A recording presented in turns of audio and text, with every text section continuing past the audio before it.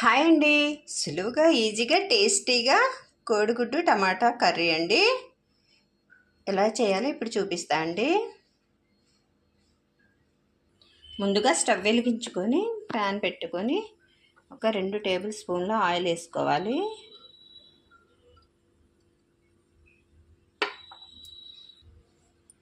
Oil వేడెక్కిందండి. 1 table spoon ఆవాలు,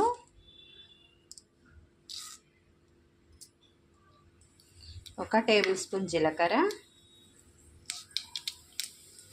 కొద్దిగా కరివేపాకు, ఇందులోనికి సన్నగా తరిగి పెట్టుకున్న ఉల్లిపాయలు వేసుకోవాలి.